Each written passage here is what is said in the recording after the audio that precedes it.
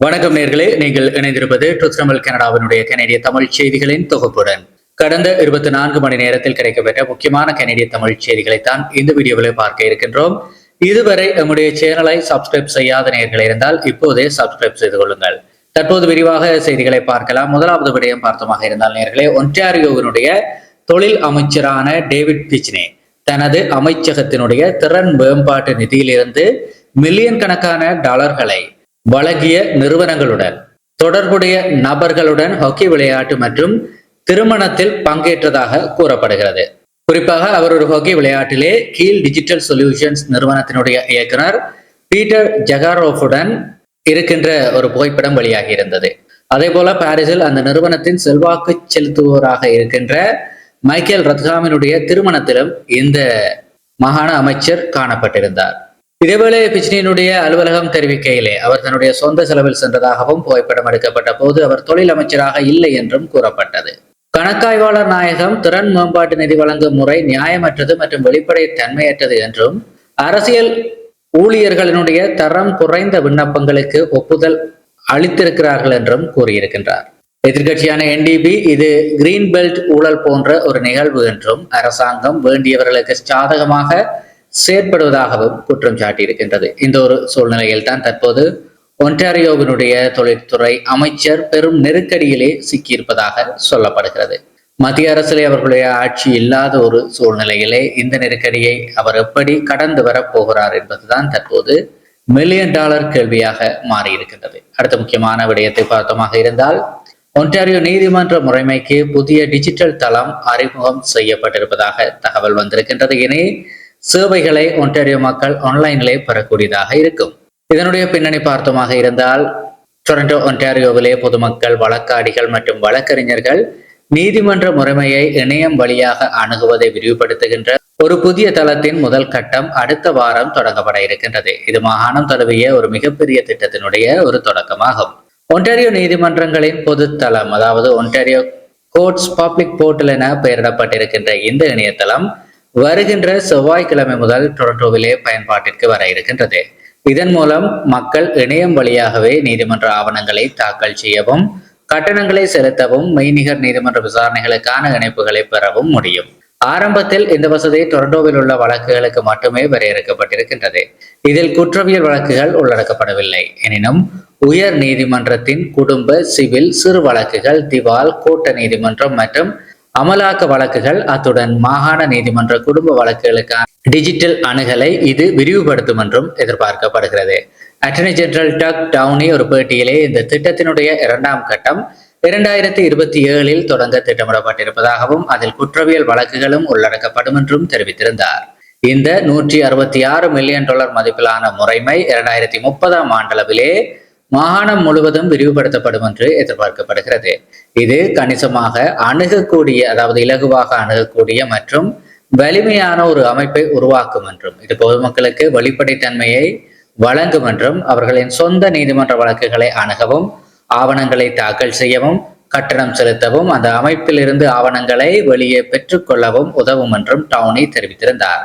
மேலும் மக்கள் விரும்பினால் காகித முறையை பயன்படுத்தும் தெரிவும் தொடரும் என்றும், ஏனெனில் இந்த அணுகுமுறை முதலில் டிஜிட்டல் மட்டுமல்ல, அதாவது digital first not digital only என்றும் அவர் குறிப்பிட்டார்.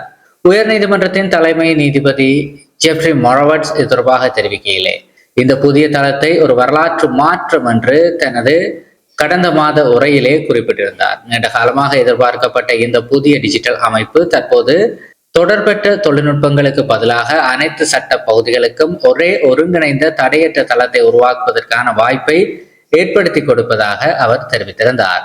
2023 இந்த ஒப்பந்தத்தை பெற்ற தாம்சன் ராய்ட்டர்ஸ் நிறுவனத்திடமிருந்து ஒரு ப்ரீமேட் வெப்சைட்டை வாங்கியதன் மூலமாக இந்த திட்டத்தை ஒப்பீட்டளவிலே விரைவாக செய்ய முடிந்ததாக டவுனி நம்புகிறார்.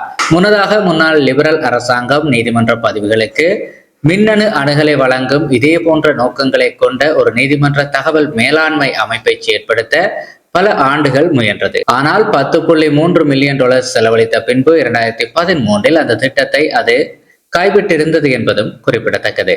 இதேவேளை இந்த வீடியோவை பார்த்து கொண்டிருக்கின்ற நம்முடைய நேயர்கள், உங்களுக்கான தனிப்பட்ட இணையதள சேவைகள் வேண்டும் என்று விரும்பினால் அல்லது உங்களுடைய சமூக வலைத்தள கணக்குகளை நிர்வகிக்க வேண்டும், அதற்கான எடிட் செய்யப்பட்ட பதிவுகளை உருவாக்கி தர வேண்டும், அதிலும் ஹை குவாலிட்டியிலே உருவாக்கி தர வேண்டும் என்று நீங்கள் விரும்பினால் திரையில் தெரிகின்ற தொலைபேசி இலக்கத்தின் ஊடாக நம்முடைய நிறுவனத்தை தொடர்பு கொள்ள முடியும்.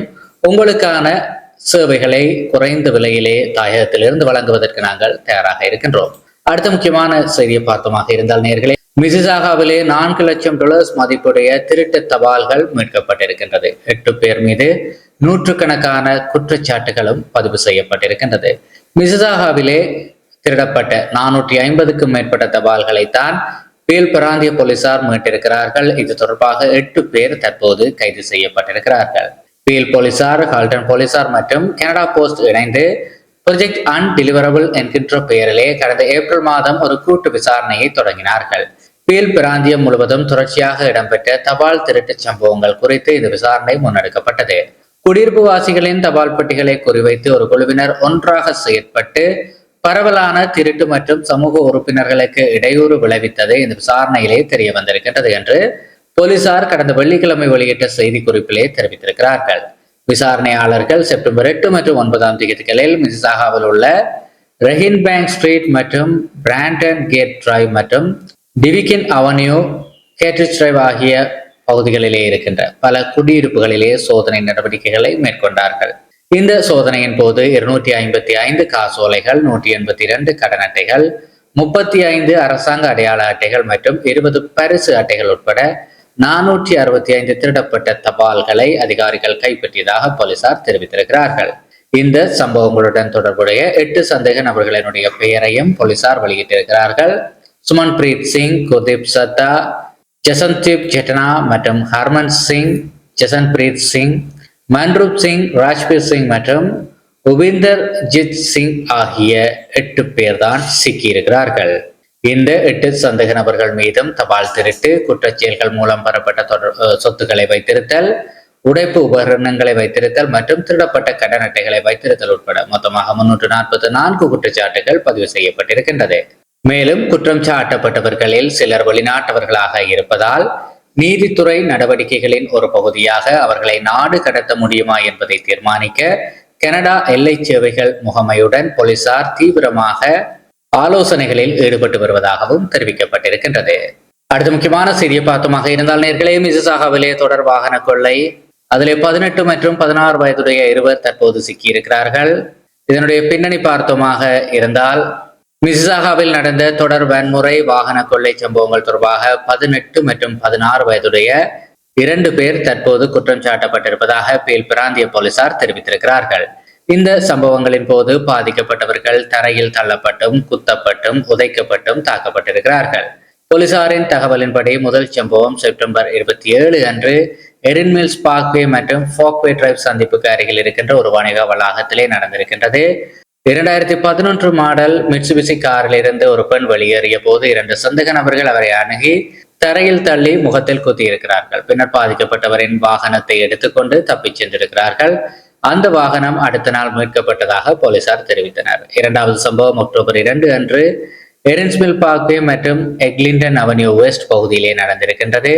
2025 மாடல் ஹுண்டாய் டுக்சன் காரினுடைய ஓட்டுநர் வாகனத்திற்கு திரும்பிய போது கத்தரிக்கோளுடன் காணப்பட்ட 2 சந்தேக நபர்கள் அவரை கொத்த முயற்சி செய்து வாகனத்தின் சாவியை பறிக்க முயன்றிருக்கிறார்கள். எனினும் பாதிக்கப்பட்டவர் உடனடியாக தனது வாகனத்திற்குள் ஏறி கதவுகளை பூட்டிக் கொண்டதால் சந்தேக நபர்கள் அங்கிருந்து தப்பியோடி விட்டார்கள்.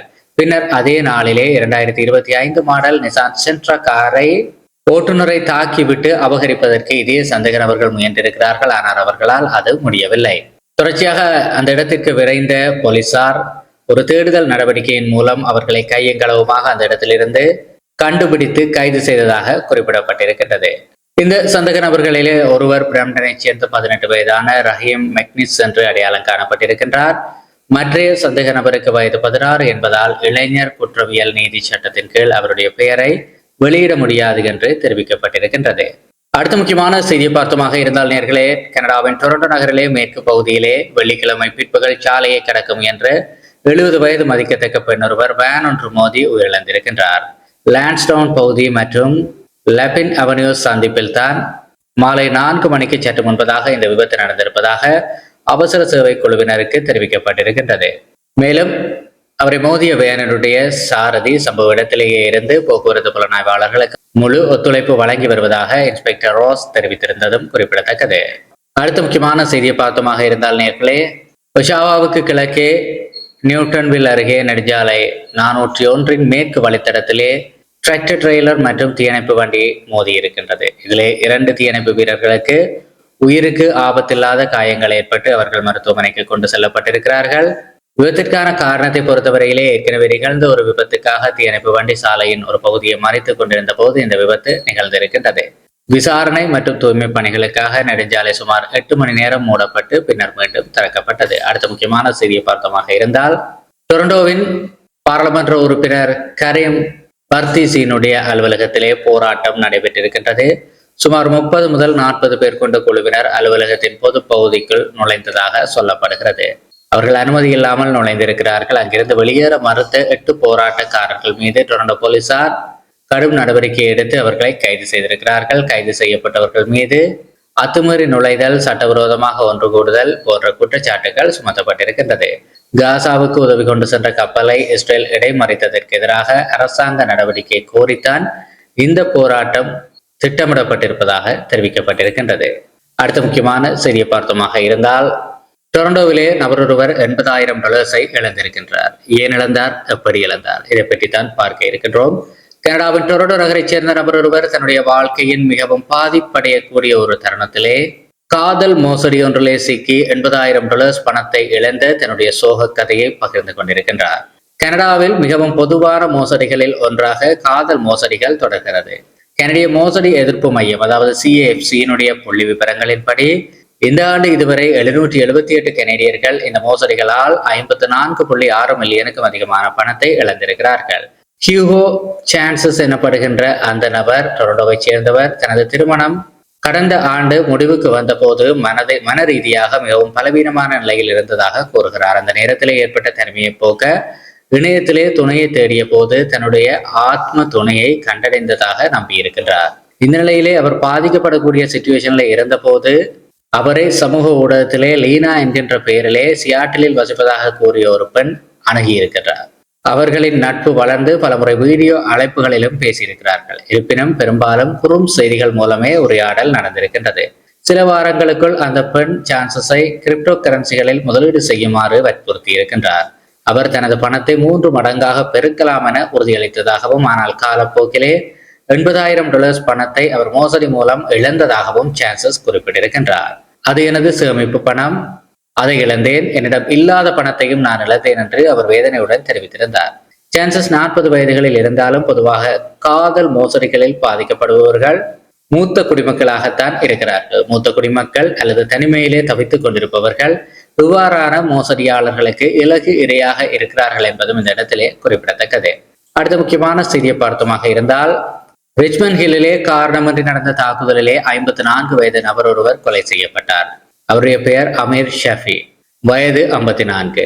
இது தொடர்பாக ரெமண்ட் கிம் எனப்படுகின்ற 23 வயதான நபர் மீது 2ஆம் நிலை கொலை மற்றும் 2 நன்னடத்தை விதிகளை மீறிய குற்றச்சாட்டு சுமத்தப்பட்டிருக்கின்றது. பாதிக்கப்பட்டவருக்கும் சந்தேக நபருக்கும் முன்பழக்கம் இல்லை என காவல்துறை தெரிவித்திருக்கின்றது. மேலும் சாட்சிகளையும் காணொளி ஆதாரங்களையும் தேடி வருகிறது. தொடர்பான காணொலி ஆதாரங்கள் இருந்தால் நேர்கள் போலீசாருக்கு வழங்க முடியும். சாட்சிகள் தெரிந்திருந்தால் போலீசாருக்கு வழங்க முடியும். குற்றம் சாட்டப்பட்டவரை பொறுத்தவரையிலே அவர் ஏற்கனவே 2 நன்னடத்தை கண்காணிப்பு உத்தரவின் கீழே இருந்திருக்கின்றார். அந்த நிலையில் தான் இந்த கொடூரத்தை அவர் செய்திருக்கின்றார்.